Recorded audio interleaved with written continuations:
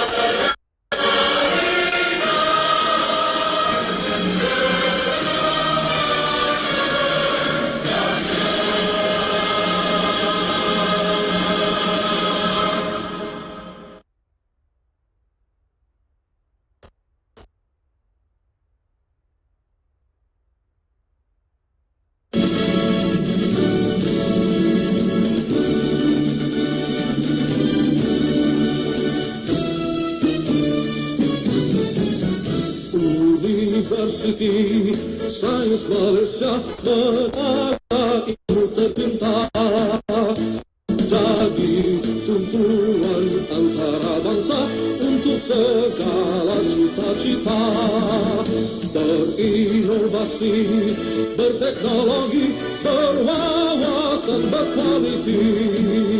Biar rumah kami berseri, hasrat kalah berseri. Universiti Sains Malaysia, menara ilmu tercinta, jadi tumpuan antara bangsa untuk segala cita-cita.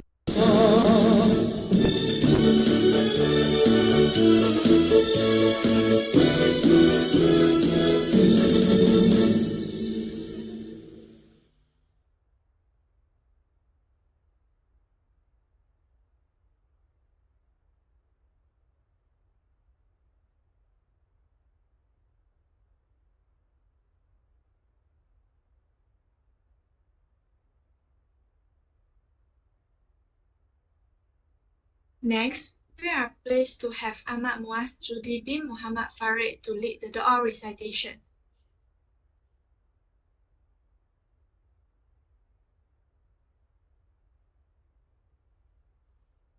Ya, silakan sinabi ko. Tulugan ang muli. أعوذ بالله من الشيطان الرجيم بسم الله الرحمن الرحيم الحمد لله رب العالمين والصلاة على أشرف الأنبياء. Kami hanya Quran atas kami kurniakanlah bukan kami dapat lambat-lambat ya Allah kepadamu pahan ram menjadikan hidayahmu wal ikram di dunia hasanatan wa Allah wa'ala.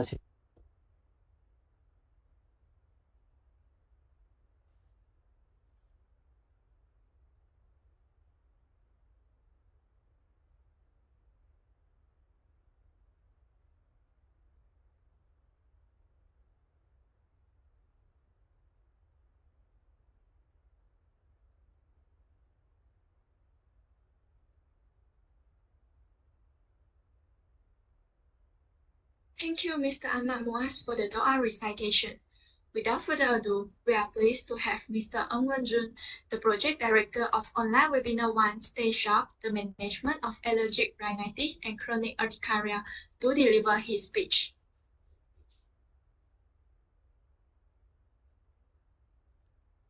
And warm greetings to all our attendees joining us from various locations. I'm Ng Wen Jun, the Naib Yang di-Pertua 2 of the Persatuan Sains Pharmacy and your Program Director for today. It's truly my pleasure to welcome you to this webinar, and I'm thrilled to see many of you here. Before we begin, I would like to take a moment to extend a special welcome to our esteemed Dean of the School of Pharmaceutical Sciences, Associate Professor Dr. Nozalina binti Abdul Karim Khan, who is with us tonight. Your presence is an inspiration to all of us, and we deeply appreciate your support for our initiative. Today, we have an engaging session planned, sharing insights and perspectives on the topic Stay Sharp, the management of allergic rhinitis and chronic urticaria as part of the Pharmacy Quiz Challenge, Skills and Thrills, the ultimate pharmacy knowledge showdown. Whether you are here to gain new knowledge, ask questions, or connect with others, we are so glad to have you with us.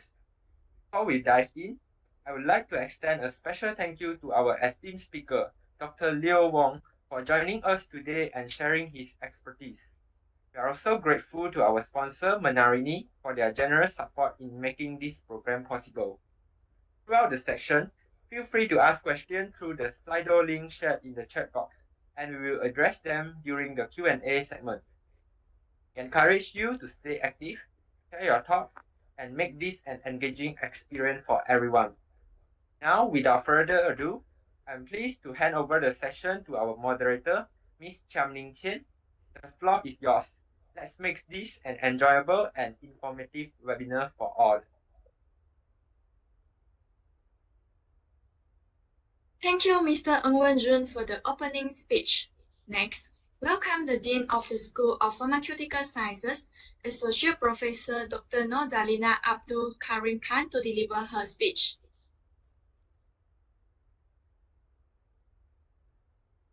Assalamualaikum. Good evening, everyone. It is my pleasure to welcome all of you into today's online talk titled Stay Sharp, the Management of Allergic Rhinitis and Chronic Urticaria. This event marks the beginning of an exciting journey towards our main event, which is the Pharmacy Quiz Challenge 2024-2025, which promises to be a thrilling showcase of knowledge and skills under this year's theme, Pills and Thrills, the Ultimate Pharmacy Knowledge Showdown. We would like to extend our heartfelt gratitude to Menarini Asia Pacific for sponsoring our event and for their invaluable support. A special thanks to Dr. Leo Wong for his upcoming sharing his insights as our esteemed speaker today. Your contributions will greatly enrich our gathering and inspire all attendees. Thank you for being part of our journey. Allergic rhinitis and chronic urticaria are conditions that, while often overlooked, affect many people's daily lives. By providing accurate, practical knowledge on managing these conditions, we empower individuals to handle symptoms with confidence and care. This is not only helpful for those affected, but also for families, friends, and communities supporting them. Our aim with this session is to make essential healthcare information accessible, promoting a better understanding of these conditions, and offering guidance on treatment and prevention. We believe that knowledge is powerful and that sharing it openly allows all of us to make more informed choices for ourselves and for others. Thank you to our project director and to all committee members for their commitment in making this session a success. We look forward to a fruitful discussion and to seeing all of you again for the Pharmacy Quiz competition, where we'll continue to celebrate and expand our knowledge in pharmacy and in healthcare. Thank you, and let's get started. Thank you, Dr. Nina, for the speech. Without further ado, let me introduce our speaker today, Dr. Leo. Dr. Leo is the Doctor of Medicine from Universiti Malaysia Sabah. Dr. Leo holds an MD and has extensive experience in medical rotations, including cardiology, renal, and rheumatology. His background in clinical medicine and business has strengthened his ability to bridge medical knowledge with industry strategies. Besides, Dr. Leo is the Medical Scientific Liaison at Menarini Asia Pacific. Dr. Leo oversees the execution of medical and scientific strategies, supports commercial business needs, and builds relationships with key opinion leaders, KOLs, to advance therapeutic brand goals. Dr. Leo is also expertise in clinical practice and medical affairs, with hands-on experience as a medical official in internal medicine under the Ministry of Health, Malaysia. Dr. Leo brings valuable insights from both clinical and pharmaceutical sectors to ensure effective, patient-centered solutions. So now, I would like to invite Dr. Leo to deliver his talk. Dr. Leo, the floor is yours now. Thank you, Chairperson, for the kind introduction. Before I start, can I share the screen first?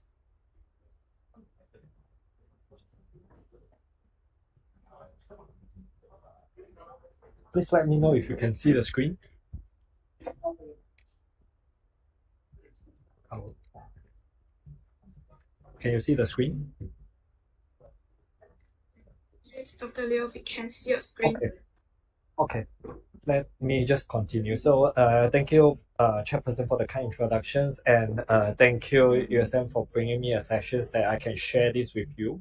So my topic today will be Stay Sharp, the management of allergic rhinitis and chronic urticaria. Just before I start, a little bit about our company. So the company name is Menarini. So Menarini, we are a top 50 global pharmaceutical company. And with that, we actually have more than 100 years of history here. So as you can see, right, we have started our business since 1886, and it actually expands until it goes into international in 1916, and subsequently, we have expanded the business until now. So if you look at here, we actually have 6 hubs worldwide, and then Asian Pacific being one of it, and our headquarters is in Singapore. So we have over 13 markets here, and we are the #1 market position in core segment. So we have 4 business divisions here, and at the same time, you have other than the business itself, we also have R&D centers here. So we have 9 R&D centers across the worldwide. As you can see, if we zoom into only Asia Pacific, right? So Asia Pacific, we have 13 markets here, and then annual turnover for the companies is around 914 million of USD dollar. So we have a lot of variety of therapeutic areas here, which include cardiovascular, gastro, pain management, derm, on-call, and anti-infective. So as what we discussed today will be on respiratory and allergy. So under Menarini, right, we have a different multi-dimensional and unique competency here, as we have different departments that work on the pharmaceutical company, which includes regulatory, medical affairs, market access, marketing, and sales as a cross functional departments. So other than that, you can see on the portfolio, right, we actually we actually have a few different products here. Then on the pain management, respiratory and allergy, cardio, neuroscience, wound and scar, and also specialty as derm aesthetic. So today we will talk more on the respiratory and allergy on Bilaxten. So that actually marks a quick introduction about Menarini. So let's go to the focus of today's is on the antihistamine. So antihistamine, as we deal with it, right? So a lot of the time we use antihistamine, especially in conditions such as allergy. Allergy is actually a type 1 hypersensitivity reaction, which could be immediate and also delayed. So immediate is anything within minutes to hours, whereas the delay reaction could last at least 24 hours.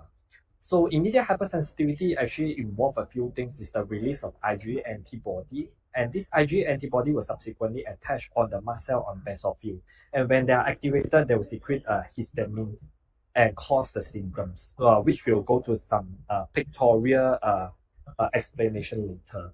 So allergy actually bringing you quite a burden, which involve millions of people worldwide, and we expect these numbers to go up now. With the extensive screening tool right now. So like what I meant just now, right? On top of on mast cell and also basophil, right, there's some receptor there. So this receptor, right, when IgE attached to it and was triggered by allergen, right, they will secrete a histamine. And histamine will subsequently cause all the key symptoms here, include urticaria, itchiness, reflex erythema, swelling and angioedema, and rhinitis. So depending on the areas that which actually involve, then you will have the different symptoms here. On the skin, you will have urticaria or that. So if this is on the nasal passage, it will cause the rhinitis and rhinorrhea. So by definitions, right, allergic rhinitis is the symptomatic disorder of the nose induced by IgE-mediated inflammations, which lies on the lining of the nose. So with the triggers of allergen, then when this IgE activated on the mast cell, right, they can cause the release of histamine and cause the symptom. What are the main symptoms here is rhinorrhea, runny nose, sneezing, nasal itchiness, and nasal obstruction. About 90% of the cases, right, when you have all these symptoms together, you will have the eye problem as well, such as the ocular redness, itchiness, and lacrimations. Lacrimations means the eye tearing, right? So by classifications of allergic rhinitis, it could be either intermittent or persistent, depending on the days. The cutoff will be 4 days or 4 weeks. So anything less than 4 days or lesser than 4 weeks, right, will be intermittent. Anything more than 4 days in a week or more than 4 weeks, right, will be persistent. Then the symptom could be different. So it could be either mild, moderate, or severe, depending on whether it affect your quality of life or not. When it affect your quality of life, it will be either moderate or severe. But you might have an intermittent AR with a moderate to severe symptoms, or you can have a persistent AR with a mild symptoms. So in 2019, right, there's a guideline from ARIA on how to treat allergic rhinitis. For allergic rhinitis, it's still back to, first thing is to assess patients' VAS. VAS means that it's a visual analog scale. By giving patient from 0 to 10, right, on the severity, right, then you rate your patients. 0 means completely you don't have any symptom. 10 is the symptom is more severe. So on those untreated patients, right, you can actually start with any of the first line medication here. If this is intermittent or this is WAS score less than 5, you can either start with antihistamine, H1 antihistamine, oral antihistamine, or you can actually use intranasal corticosteroid or leukotriene receptor antagonist. Or sometimes you can use a combination of intranasal corticosteroid plus the azolastine. Azolastine is an intranasal antihistamine. If this is persistent, right, then the recommendations is always start with intranasal corticosteroid. Then you actually reassess them in 2 to 3 days time. If this is getting better, then think of stepping down of your treatment. If this is more severe, then either you reassess them and then to step up the management accordingly. Then if you fail to do so, right, then you actually can consider to refer to allergologists. Where on those treated patients, the difference is just that the WAS score is more than 5, right, they should start with intranasal corticosteroid instead. So the other algorithm or treatment will still remain the same. As in, if the WAS score is less than 5, you can actually start them with any of the mentioned treatment like just now, including the oral antihistamine here. So in 2023, right, there's an update in the International Consensus Statement for Allergic Rhinology on allergic rhinitis. What is the important update about this is you shouldn't use any first generation antihistamine anymore, because first generation antihistamine will actually give you a lot of anticholinergic side effects. And the next thing is they can actually cross the blood-brain barrier and result in the central nervous system effect and sedation and drowsiness. So the newer generation antihistamine is the one that you are supposed to use it around nowadays. So because they actually seldom cross the blood-brain barrier and cause the symptom. So newer generation antihistamine is more favorable in this case, and that should be favorable over the first generation oral antihistamine. But I also like another one more part of this consensus statement is that, right, antihistamine that used in the context of allergic rhinitis, right, will be actually individualized. Means that every different individual, right, that will respond differently towards different types of antihistamine. So you should really look at the dosing, drug interaction, side effect, and onset of action and cost to every single patients that you are treating, because there's no single antihistamine that work for all allergic rhinitis across the disease. So another one more thing is conditions that use a lot of the antihistamines is actually urticaria. Urticaria can have 2 variations. The first variation is urticaria itself on the superficial of the skin, which includes only the epidermis area, where you actually have a swelling over that area because of histamine. You have the permeability of your vessel and cause the leakage of the extravasations. And you can have a urticaria which have a central swelling with a reflex erythema, which is a red this red color on the periphery. So it the most usual symptoms here is itchiness and itchiness sensation, which give you an itchy sensation more than a burning sensation. Usually it will resolve by hours or always by 24 hours. If anything more than 24 hours, you should think of differential diagnosis here. West angioedema is another variation of urticaria, but it's actually a deeper layers, the swelling at the deeper layers, which includes the lower dermis and also subcutaneous. Because of these areas are actually quite confined and they don't have much area, much of the room and space for expansion. That's why usually the symptom is pain rather than itchiness. Because angioedema always happens on the face, right? So it can actually extend down the throat and then to the airway. This is actually a medical emergency that you should treat early. But of course, when you have angioedema at home and antihistamine is to treat, is the things that you have, right, probably this will be the first line treatment. Usually, if this is spontaneous, this is not caused by any trigger or life threatening, right? Usually it will take up to 72 hours for resolutions. So you can see there's a few pictures here regarding urticaria. So when urticaria, where the lesion are close to each other, they can actually confluence and become a bigger lesion from here. But always remember, the symptoms will always be itchiness inside. Then when you palpate on it, right, you can feel that the skin is actually raised in this case. Urticaria, right, by duration, it can be either acute or chronic. Acute means that anything less than 6 weeks, whereas chronic will be anything more than 6 weeks. So in the category of chronic urticaria, right, it can be spontaneous or inducible. Inducible means that it is induced by a certain trigger, such as temperature, pressure, or cholinergic. Whereas spontaneous, you usually cannot find any external specific trigger. But true and not true, right? Spontaneous is not always spontaneous, as in no cause. So there's part of it with unknown cause is about 55% of which. Another 45% of which, right, they actually have some known causes such as autoimmune and infection.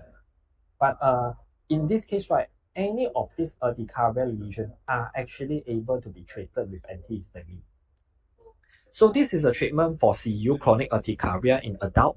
So in adult, right, similarly for children as well. So they are actually following the same treatment algorithm. First thing, when you see a patient with chronic urticaria, right, you can start them an oral antihistamine here, H1 antihistamine. So you can actually directly up dose the normal licensed dose to 4 times of the dosage.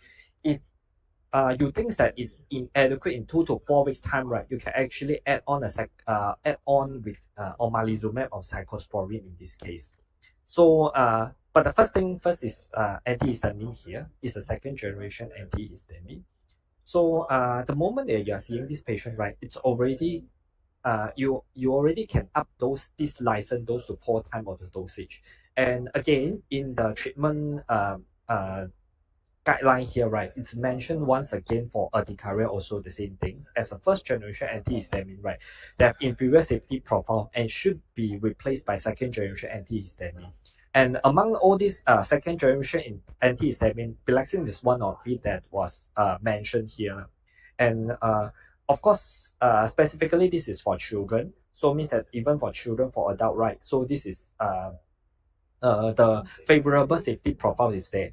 Another one more thing is for Biloxin, right, we have another one more formulation which is fast dissolving tablet, which is also mentioned in the guideline that can be prescribed for the children.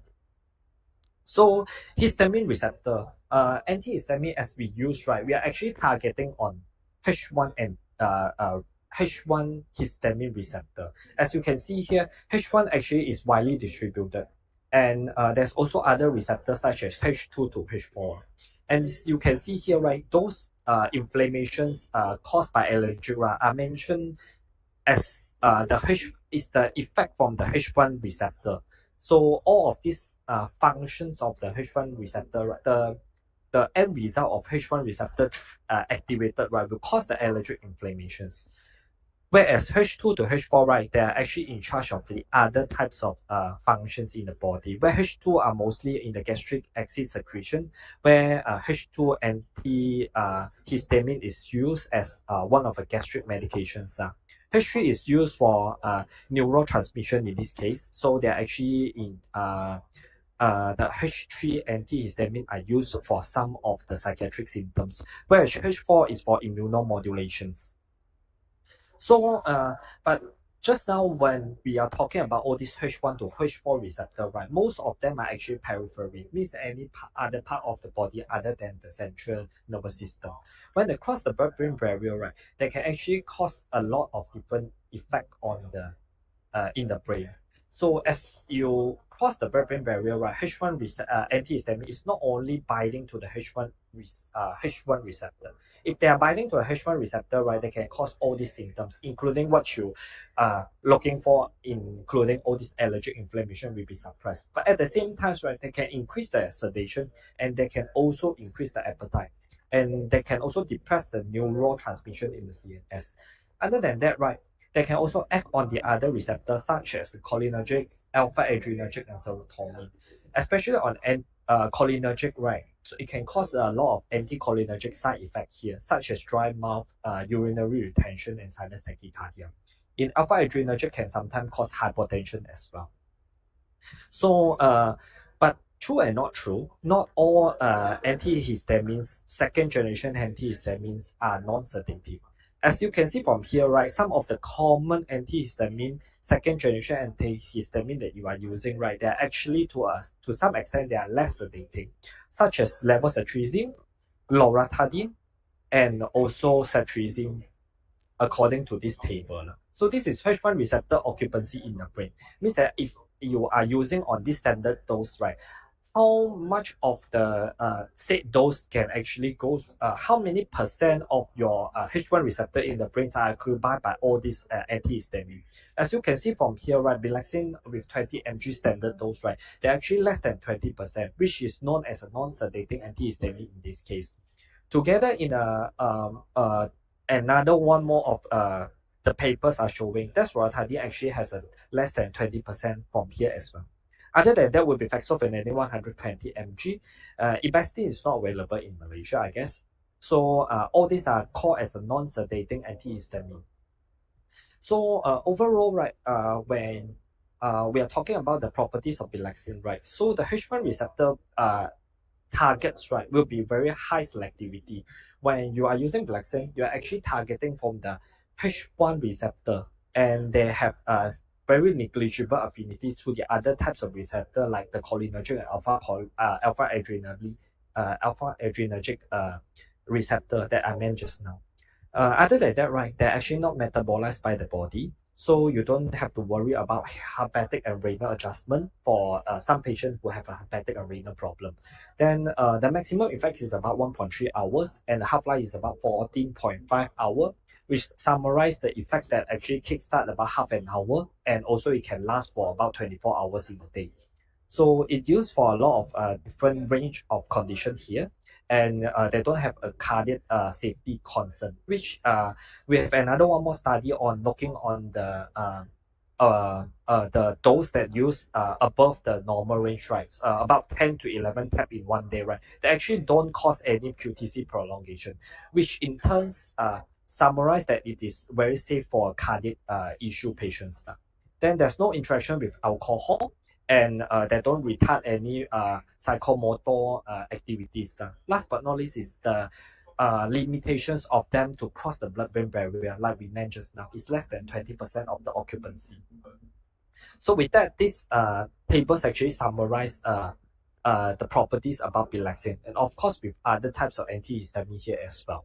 So when you look at Bilaxine, right, with the property that we have mentioned just now, right, they're actually given a 10 over 10 recommended properties in ARIA guideline here. So I just bring you through two clinical studies on the use of Bilaxine in allergic rhinitis and on urticaria to show you the efficacy of it. So this is on a seasonal allergic rhinitis patient where they have 683 patients, right, where they randomized into Bilaxine, cetirizine, and also placebo for 14 days. As you can see from here, right, they are actually superior than placebo, but they are comparable to cetirizine in this case.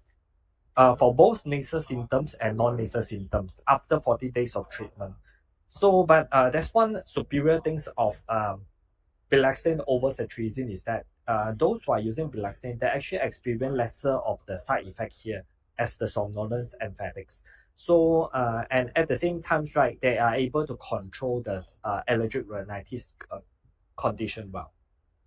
Another one more is on the urticaria, which on the suppression of wheal and flare response. So this group of patients, right, they are randomized into Bilaxine, loratadine, rheumatology, and also placebo. As you can see here, right, the inhibition of the wheal areas is actually quite fast, within half an hour to 1 hour times. That you can reach to the maximum about 2 to 6 hour time, and then it lasts for a day.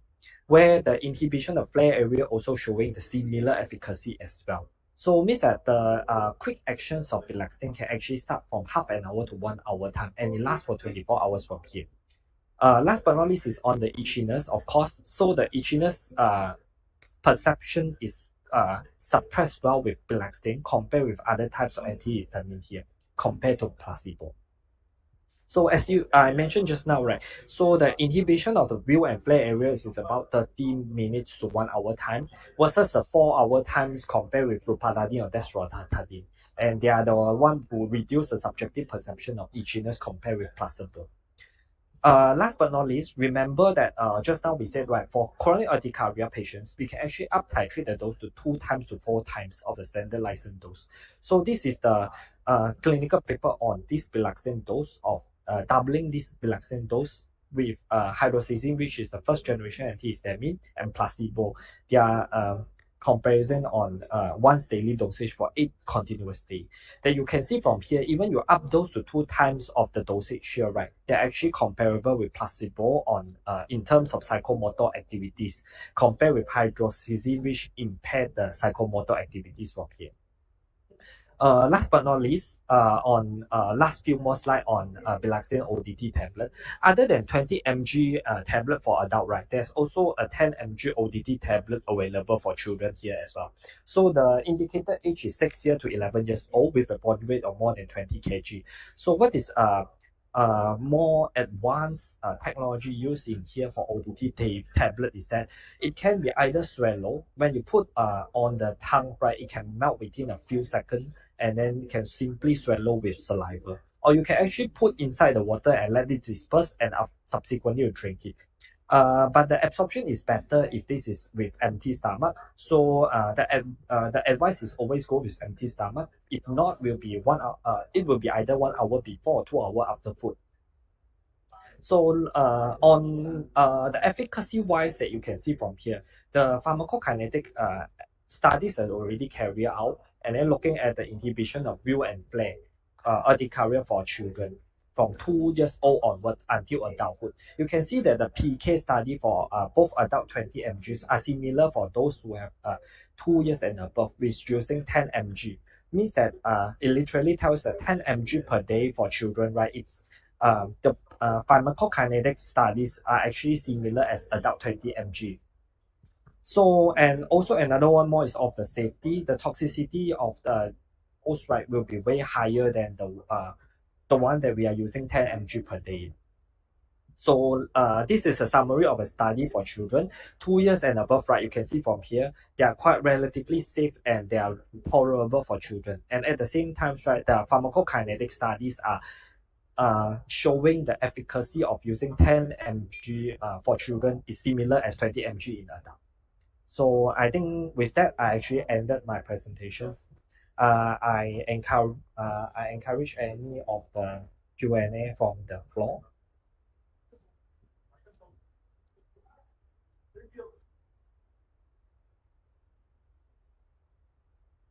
Thank you, Dr. Leo, for the beneficial sharing session. It was indeed insightful, and I personally gained a lot about the management of allergic rhinitis and chronic urticaria. We now have a 30-minute Q&A session where participants can engage directly with Dr. Leo. Participants, you may drop your questions by scanning the QR code displayed on the slide, or you may access the Slido with the link provided, and we will address them one by one.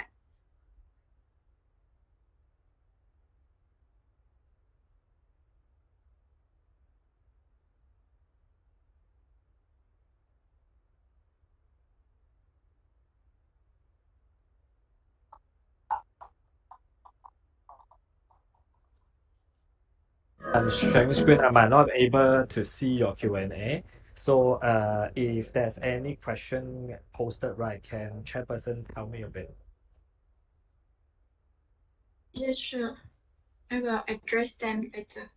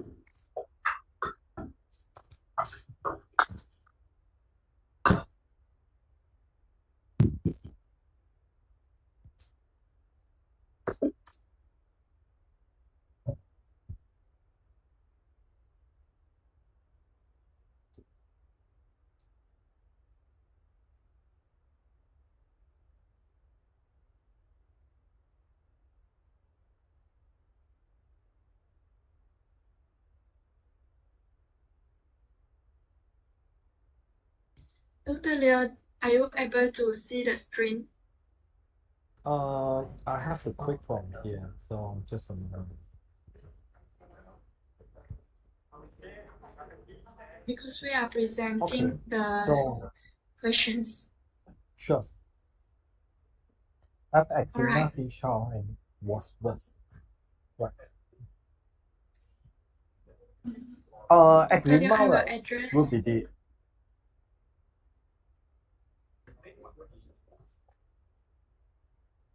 Okay, for the first Do you need questions. me to?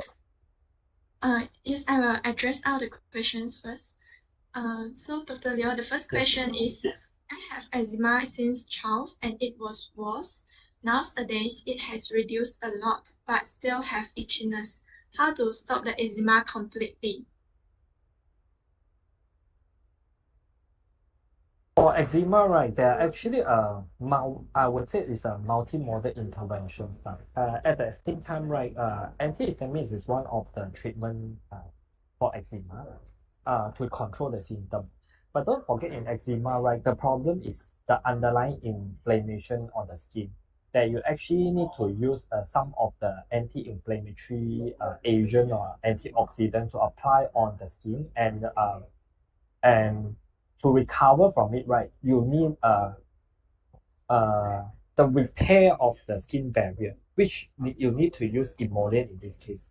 Antihistamines is only for the control on the symptoms. Whether I address this completely, as in first thing first, you need to use a lot of emollient on the skin to make sure that your skin is hydrated.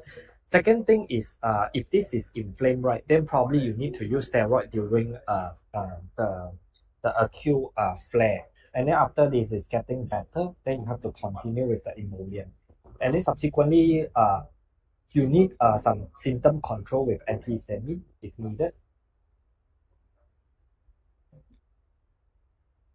Yes, thank you, Dr. Leo. I think it is the best way to cure the eczema.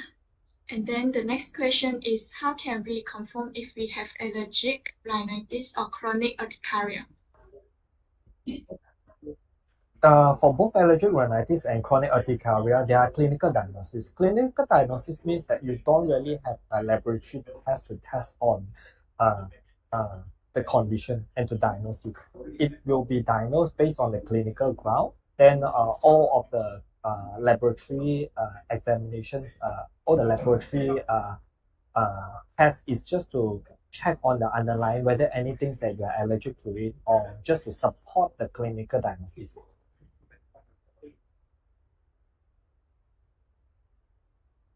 Alright, I hope that Dr. Leo has cleared your doubt. And then the next question is, what can we do if we really love a food but are allergic to it? I really like this question because this actually addresses some things that I think a lot of people are facing. Means that they actually love a food, but they are allergic to it, but they don't know what to do. Nowadays, there's a lot of new technology come in to help with this condition. First thing first is how severe is the allergy? If the allergy is just a mild types where you only have some rashes, have some itchiness, then probably by taking antihistamine prior to your exposure to that particular food is important. So means that you can eat the antihistamine first, then subsequently only eat those food like some seafood. Only applicable for those who have mild allergy. But for those who have severe allergic, right, probably means that something like peanut, that you eat a little bit of it, but you have a very bad, terrible symptoms, right? Actually, the latest, right, it's not approved in Malaysia yet, but already approved in FDA is the use of omalizumab. One of the biologic that actually help you with the anti-IgE that control they are blocking on the free IgE so that you will have lesser symptom of that and can prevent the severe allergic from food allergy.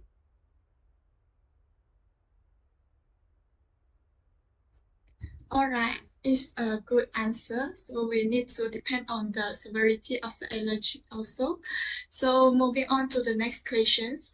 What are the most effective strategies for reducing exposure to common allergens in allergic rhinitis? There's no most effective strategy, as in the most important thing is you identify it and you avoid it. But the problem with how to say, with the problem with the people nowadays is that they don't know the common allergens that they have, and then or they have not figured out what are the allergen that causing their allergic conditions. With that, right, there's some of the clinical tests can actually help you, such as the skin prick test, which can help you to identify what are the allergens that you are probably trigger your immune system to have that bad allergy. So with that skin prick test, or sometimes with some specific IgE test, right, they might be able to help you to find out what are the common allergen that you should avoid.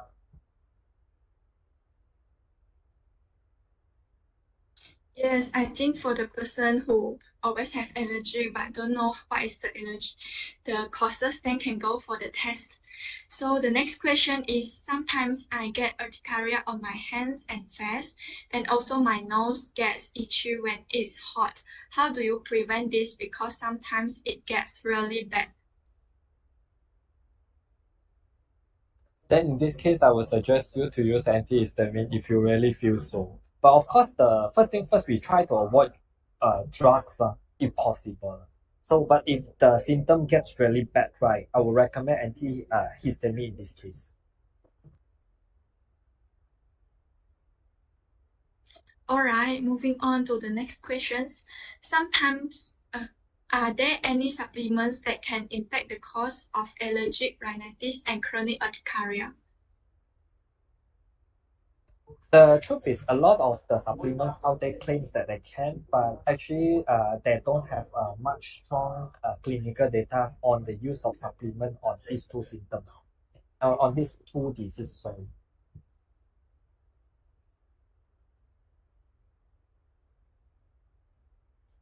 All right, then the next question is, my lips sometimes got swollen, but it's difficult to know the cause for it, how to determine the actual cause. So I think Dr. Leo has mentioned it before. We can go for the test, right? Yes, the skin prick test can actually help you to identify the allergens, and also sometimes if skin prick test can not help you to find out, actually some specific IgE test can rather tell you a bit about the allergens that probably you are allergic to.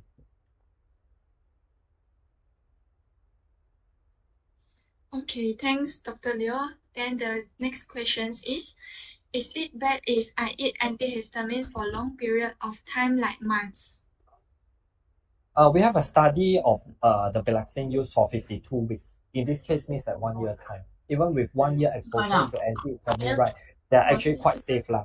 It's not really bad, but sometimes, right, they do have some side effect from there, such as somnolence.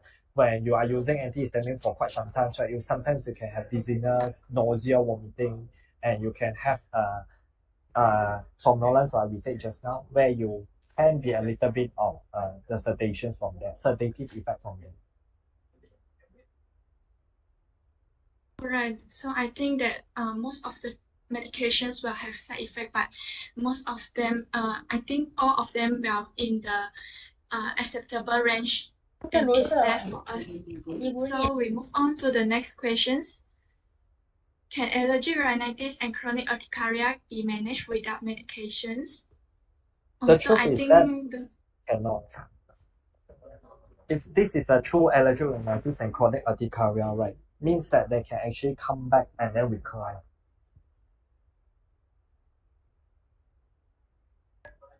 alright, so I think it's better to go to see the doctor and get the medications if have these situations. So the next question is it people with allergies usually born with it since they were children, or they get it when they are becoming teenagers or adult? Somehow, right, atopy is something in your gene, means that probably, right, there's a strong family history from your families towards a certain allergy, right? Probably they will pass on in a gene, and then it will be closely related when you are the first how to say, if you are you are closely connected with them. means that in any of the family issue, anyone with strong family issue of allergy, right, probably this will pass on. Then, sorry, just Yes. another one more thing is that where they actually manifest this during childhood time, and this will persist. Some of them will actually persist until they are teenager or adult.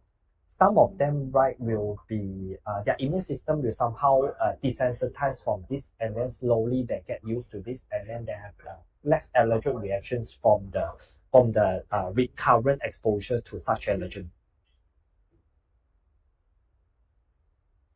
Yes, I think the condition is based on the patient's own physiological system lah. And then the next question is, can pregnant women or children take second generation antihistamine to treat allergic rhinitis and chronic urticaria? If you look at all the product on the market, on their studies about pregnant women especially, right, there will be a limited clinical data on that. But based on guideline, right, if you are saying that which one is more superior in this case, more would be, in another way of saying, is safer for pregnant lady, right, probably will be those who have already on the market for quite some time, which is loratadine, cetirizine, levocetirizine, and desloratadine in this case. They are mentioned in the guideline actually.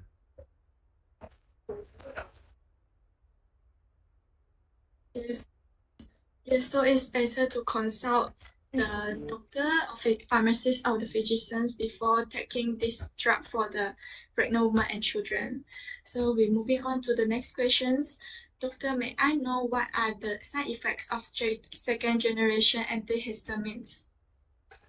Second generation antihistamine still posted a little bit of the side effect here, but most of the the most common side effect from second generation antihistamine will be still back to somnolence, which is the sedative effect, and sometimes the psychomotor activity get affected. Other than that, right, second generation antihistamine is quite safe in terms of CV profile. In terms of causing any GI side effect, they are lesser actually.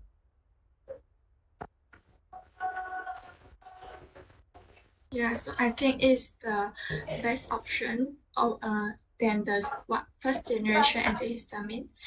So the next question is, may I ask if we can get the presentation for deeper self-learn? I actually sent over the presentation slide already. All right. Then we move on to the next questions. Doctor, why my asthma still occur even I have taken antihistamine? There's a multifactorial in this case. That's like what I said about eczema just now. The most important thing is still important to recover from your cracked skin, which you need to give a lot of hydration and then to repair back the skin barrier. It's antihistamine is just for symptom relief, like what I mentioned just now.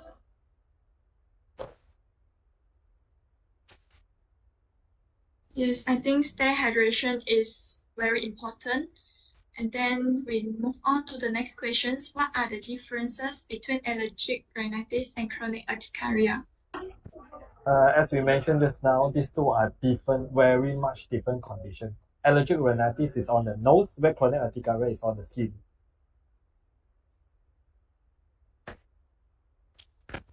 All right, next we move on to the next question. My allergic rhinitis actually get better when I start to become nose breather instead of mouth breather. Does that have any impact regarding allergic rhinitis? It doesn't work that way. If you are talking about this is allergic rhinitis, by right, it is allergic. Allergy is the cause, and it wouldn't be with a nose breather or mouth breather, then your condition becomes better. Allergic rhinitis is just that very bad that you might have a nasal obstruction anyway.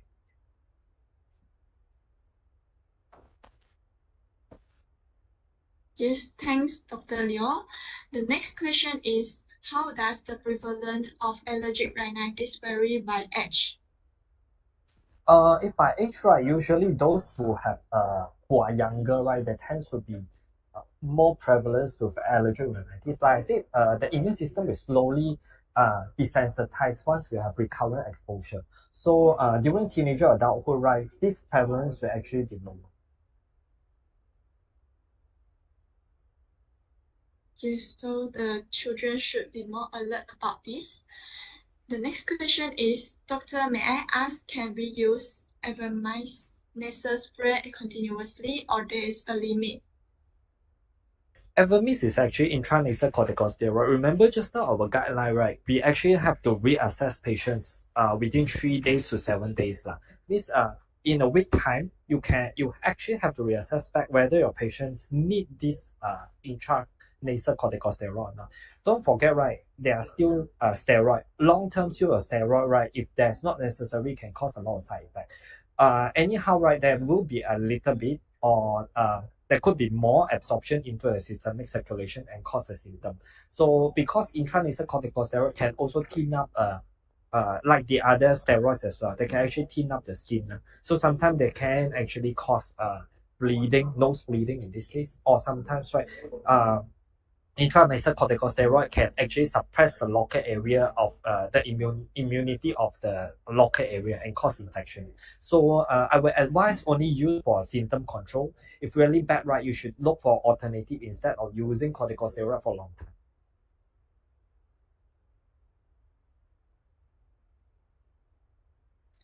Alright, so the next question is allergic rhinitis a lifelong condition or can it improve over time?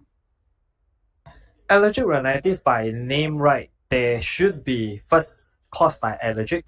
Then second thing is there should be acute only. If some things that last for long, right, then this will become a chronic rhinitis. And chronic rhinitis can be associated with nasal polyps. In this case, right, then you need a biologic to work on it. So to control the symptoms and control the conditions. So in short, right, if this is only allergic rhinitis acute episode, usually they are not that lifelong conditions. They should be managed easily by antihistamine. If they are long enough, right, they will cause chronic rhinitis, rhinosinusitis in this case. Yeah, so if you have symptom, I think it's better to manage the symptom well. So the next question is it okay if I sometimes eat the food that I'm allergic to, but I don't take any antihistamine? I will tell you that depends on your symptoms. If your symptoms is very terrible and then you have anaphylaxis, I don't think that you don't eat antihistamine from here. So if this is only a mild symptoms and you think it's controllable and you don't take antihistamine, it's fine. Yes, so I think it's also depend on the severity of the allergy. So the next question is what are the risks of untreated allergies? I would say that it's not the risk of untreated allergy. Is that allergies can bring you a lot of symptoms. If you don't control those symptoms well, right? Trust me, you will definitely look for help. You won't let the urticaria stay there for quite some time, itchiness there for quite long time, but you just ignore it. The fact is that with that very bad symptoms, right, you cannot just ignore the allergy. Yeah, so I think if we have allergy, we definitely will go to see the help, to see doctor. So the next question is, can antihistamine take for long term? I know chronic urticaria can be long term. I think we will address this question early on. It can be taken long term. Yes. So moving on to the next questions, are there any natural remedies or alternative treatments that might help in treating allergies? This one also actually we address it earlier on as well. There is no clinical data support on the remedies and also supplement. All right. Moving on to the next questions. I'm using nasal spray, but when I use it, my allergy getting worse than before I use it. So should I continue use it or not?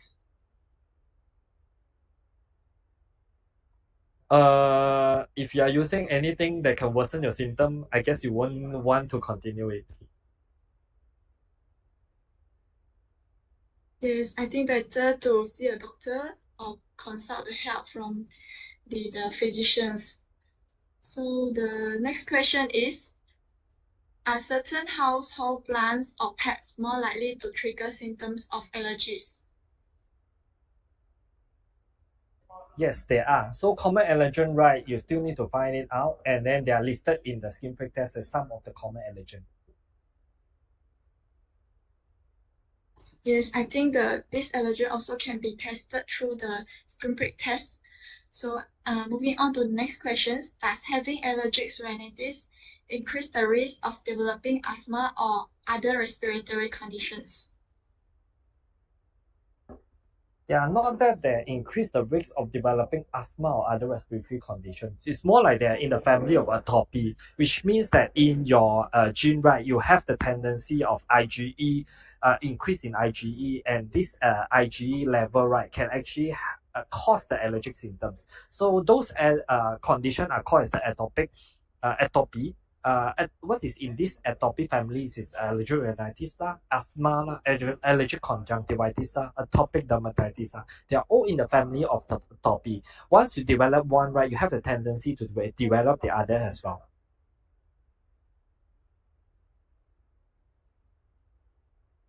All right, then we move to next questions.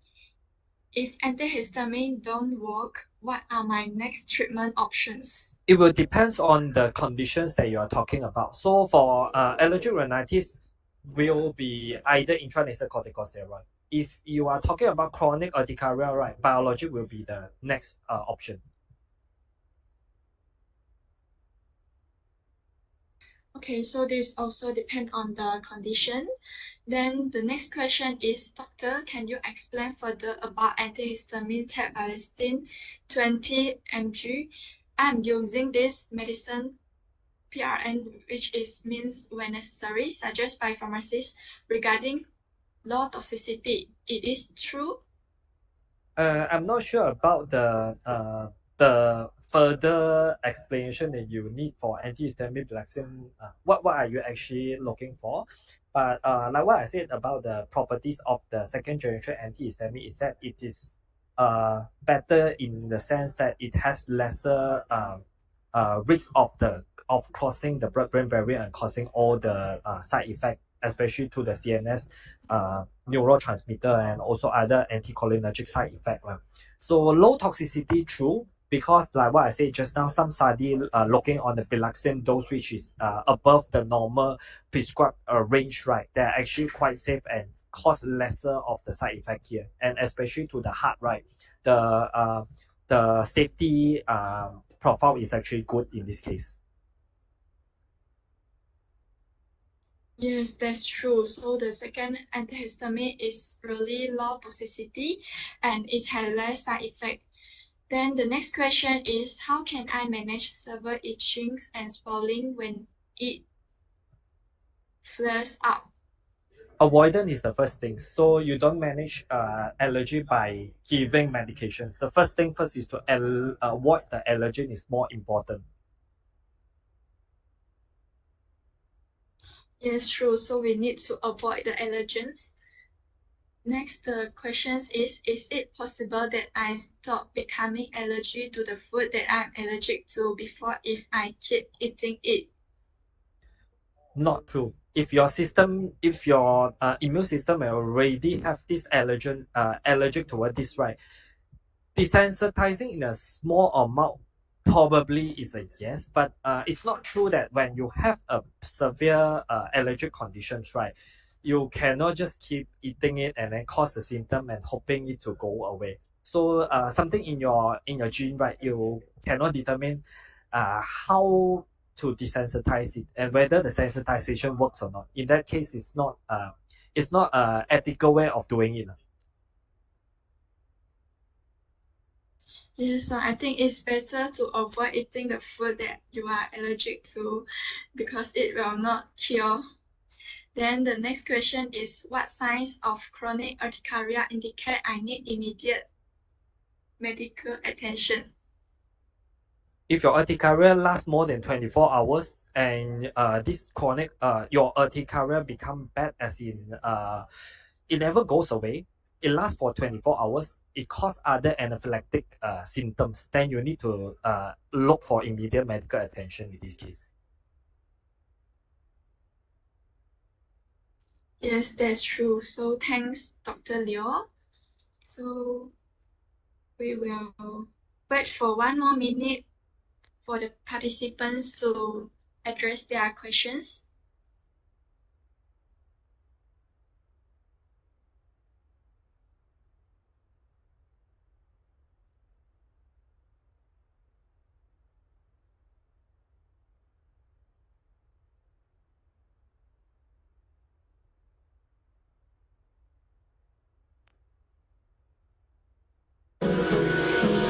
Hold me close till I get up. Time is barely on our side. I don't wanna waste what's left. The storms we chase are leading us, and love is all we'll ever trust. Yeah, no, I don't wanna waste what's left. And on we'll go, through the wastelands, through the highways, till my shadow turns to sun rays. And we'll go through the highways.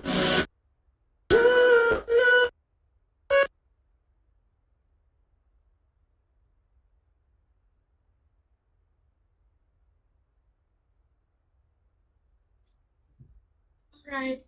Dr. Leo, there is one more question from the participants. So the question is, how can I manage chronic urticaria while traveling or in unpredictable environments? Make sure that you have antihistamine standby with you. So whenever you have a chronic urticaria, you have an acute urticaria in this case. We say chronic urticaria is anything more than 6 weeks. So be prepared with all those medications with you. If you have a very bad allergy, that like angioedema, right? So they will also ask you to keep the adrenaline pen with you. Yes, it's better to prepare well before you travel.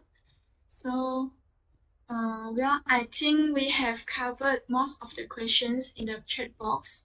So thank you for the active participation in the Q&A session. I believe that we have a better understanding on the management of allergic rhinitis and chronic urticaria by now. Once again, thank you, Dr. Leo, for the insightful session. Here comes the end of our online webinar today. Before we end the session, let us take a photo together. Dear participants, you may open your camera to show out your pretty and handsome face. We will wait for 2 minutes.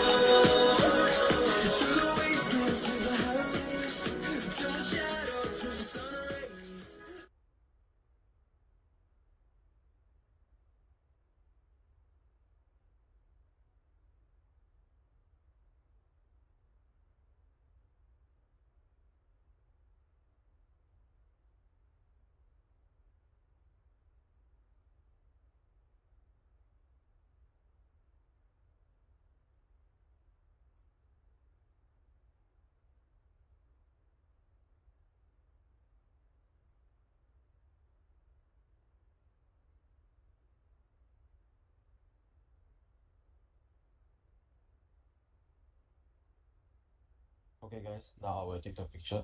So, 3, 2, 1.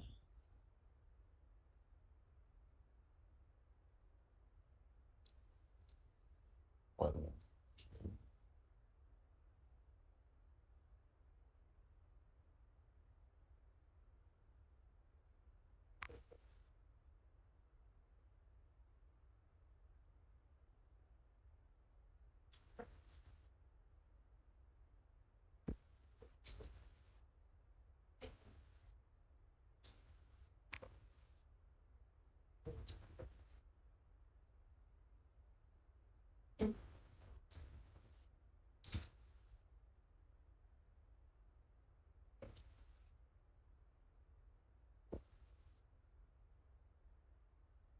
Okay, it's done.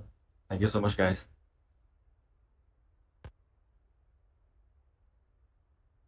Thank you. Have a good day. All right. Thank you for attending the webinar tonight. Thank you, Dr. Leo, for insightful sharing today. Dear participants, kindly scan the QR code shown on the screen or click on the link provided for the MyCSD and feedback form. The form will only open for 15 minutes. You may leave the meeting once filled in the form. Thank you and good night. See you next week in our online webinar 2 Strategies for Effective Pain Management.